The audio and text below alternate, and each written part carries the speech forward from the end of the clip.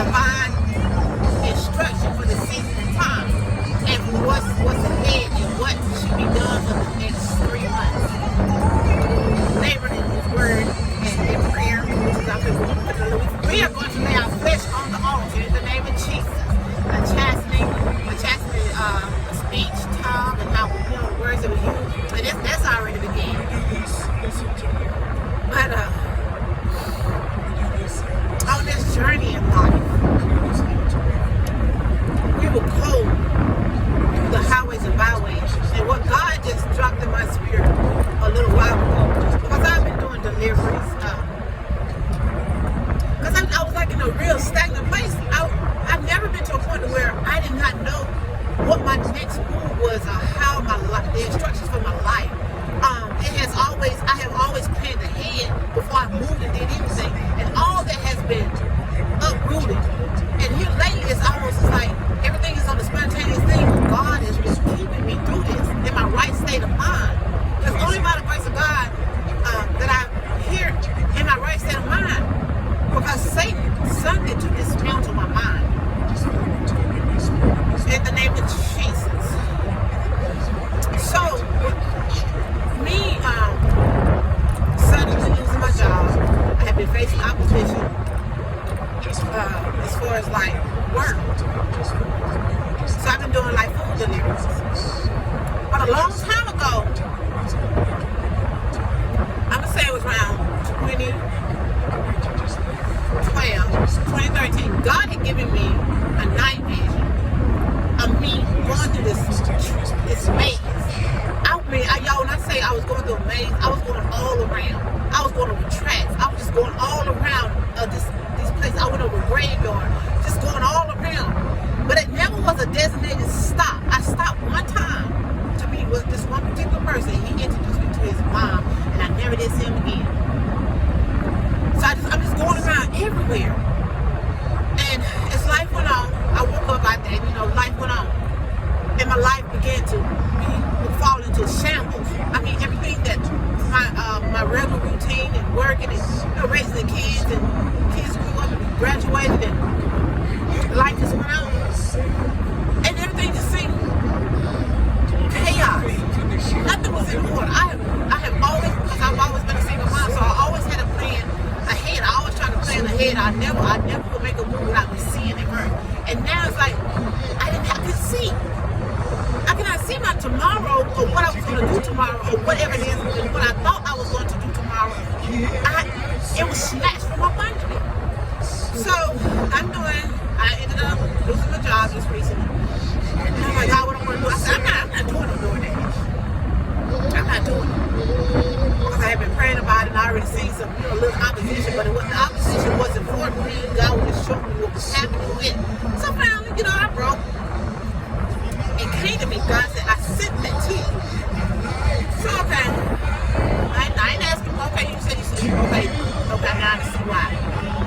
So I signed up when I went to doing it, and a couple of days in,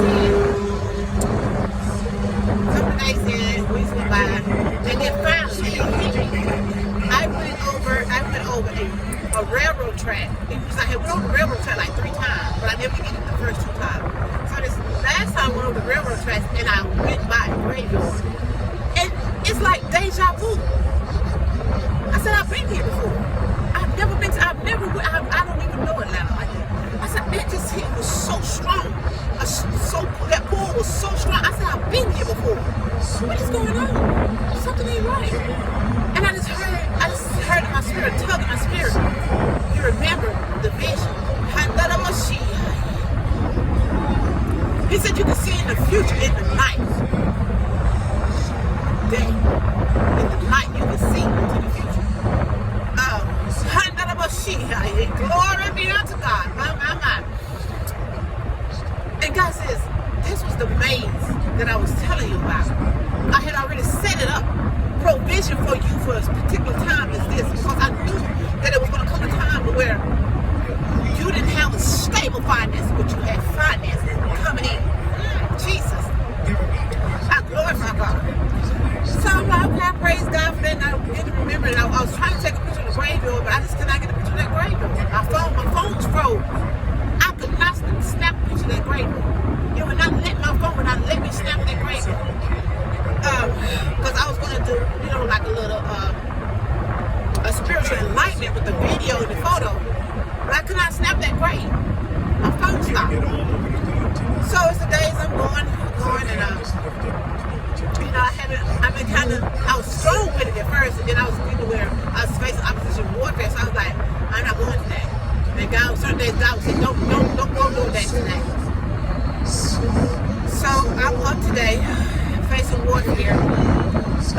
getting away. Now, everywhere I go, the area I go is familiar. And I'm seeing it. And I'm starting to go around and around and around the same area. So I'm like, okay, I don't know what it is. This is familiar to me. And what God dropped in my spirit is, He said there's nothing that you would do in life along this journey where you would not come back to the same point in life until you line up with divine destiny. In the name of Jesus. He said it's like the children in the wilderness. When I sent them out into the wilderness to worship me in the name of Jesus, He says they wandered in the wilderness for 40 years until the generation came along and began to hear the instructions of God so they can go forth into their promised land in the name of Jesus. So I'm coming to tell somebody today, the reason why you keep going through the same old thing every day, over and over, and repeat the cycle in different times and seasons in your life, God said it is because you're wandering in the wilderness. He said choose this day who you serve, because in the name of Jesus, I glorify God in this place, because life is a two-way street. And God says, I have the power to make crooked paths straight in the name of Jesus. According to, if you follow my divine instructions that I embed in you, you'll go forward in the name of Jesus. But I just want to just shout for joy. And I just sit there, I was like, God, I've been here today. And I said, everything's starting to say, yeah. He said, you're wandering around. You're wandering around in circles until you get it right. So I beseech thee, brother, that we begin to seek God for divine instructions, that we'll get it right, that we won't keep wondering. That's what, and you know, I remember Pastor saying, he met a young lady, because he had a daughter who was in an abusive relationship, that everybody she dated, that's what she went through. So I'm just hearing that repeated cycle. So if you just keep on wondering, you believe something, and you think you're definitely behind, and you go and it be the same thing, because I be like, he'll read, you know, I set my, my physical relationship with dating in the natural to the side to seek God and to, as a vow to Him, to commit myself to Christ. I lay my flesh on the altar, and I begin to walk in a lifestyle of celibacy for Christ until Christ made me that bride of Christ chose to make me. In the name of Jesus, I love you. But beforehand, I just kept on being the same type of God. Just a different character, but they the same concept. I ain't gonna lie, street thugs, street artists. But I'm like, you know what I'm saying? God, I'm here. I'm thinking I'm in Christ. You know, I'm thinking, you know what I'm saying? I'm consecrated. I'm thinking, I'm okay. You know, it's something, I'm thinking I'm new. So, you know, I'm going to draw something new. And bam, it hit me the same character of God's street thugs. I don't want to say thugs. I don't want to stereotype the men like that. But they just had that. I don't know. I can't categorize. I don't want to stereotype them either. Because they're, and another word, what is another word? Roughnecks? Anyway, I'm sorry. I just can't, I don't know. But y'all know what I mean. And even, it wasn't just in the streets. I began to meet them in the church. And that's what I learned firsthand. Just because they got a suit, a tie, and a Bible in their hand. They don't mean they got the love of Christ down out, but it's thugs up in the house of God. It's a real roughnecks in the house of God that'll pray you through and will light you up too with a mean attitude. But you be looking at them all like, no, you didn't. Look, I ain't gonna show out right on the church ground.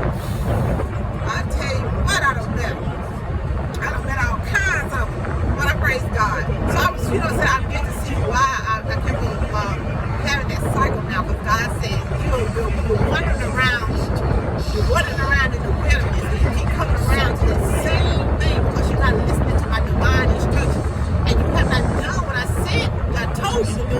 So I cannot send you forth to your new, with your old ways of rebellion and not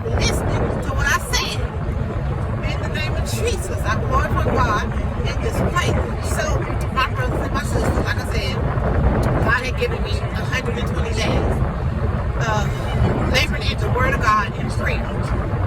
So now this is a time to discipline yourself to make time. But God told me, I was whining there for a minute. I was like, I said, you know what, I can't wake up. I have not had time. But I'll give God, I will either give 20 minutes to an hour. I would at least try to do an hour, if not 20 minutes. And I woke up late and I chose, I let my flesh move me, and I didn't get up to labor in God's word. If I got up, I was going to read at least the scriptures, or if I didn't do nothing else. But I felt condemned because I was skimming over that, because I've been in the word. So I already know that, I was sort of like, you know something? But I wasn't really spending time in Him. And I felt condemned. I felt condemnation. I know condemnation is not of God. Guilt is not of God. So now when I get to whine like that, I heard God say, He said, "Height, it's a choice." He said, it's a choice on whether you choose to wrestle with your flesh and to get up and make time in the name of Jesus. And that's what I'm coming to you today, to choose this day. And anybody who wants to join with me, I'm starting Monday, which I was going to wait to the 1st of September, but to have that exact 120 days. But God said with the extra days that He had given, He said, I'm giving you these extra days for delays. Because if you read the book of Daniel, when Daniel had went into a 21-day fast for prayer for guidance, God told Daniel, He said, I sunk it when you first started praying. He said, but an angel, I think, if I'm not mistaken, the death angel came and wrestled against him to hold up the answer from the angel from delivering Daniel his word. And so you're going to face opposition. And like today, I faced opposition today because God said, go home. And guess what? That cute little grandbaby called. And I was already pushing against time, and I was trying to make some money. So I was like, you know what? I'm going to get me a hotel. I'm not going to go. And I just heard. I said, go home. I said, you know what, God, you said go home. I'm going home. So it's certain time I'm going to cut this thing off, and I'm going to hit down the road. Because when I got rough around 6 o'clock, and I lingered over a little bit, I was like 16 minutes past 6 o'clock, stopping off what I was doing. God said, I said stop at 6 o'clock. So now I'm learning to be disciplined and listening to God, breaking the rebellious spirit, chastening my flesh. What are you consuming? Because prayer is a lifestyle. So starting my day, I'm going to start juicing and consuming mainly my liquids. Because I don't eat meat anyway. I know I'm a pescatarian. At times I have a fish craving, so I eat shrimp and fish. But I don't eat it all the time. I just have a craving. So I eat more vegetables than anything. But now I've got to go out and start juicing. And juicing is so good. It is, oh my God, you feel rejuvenated. And I promise you guys, once you get past that point to where your body is used to consuming meat, you can tell the difference. Because I'm telling you, you really are what you eat. So, if y'all want to join and sow a seed of $88.21, $88.21, that was the initial seed God gave me. He said that things are going to begin to shift and turn around. Pastor did a sermon on August the 8th, 21. And it says, am I asking for too much? God says, am I asking for too much for you to labor with me for 120 days just to see things shift in your life? So you can follow me on my Instagram, my Twitter, and the blog, the Custom Cuts Sports Pilot blog. I'm going to begin to start back, really updating that with this 100. Y'all got to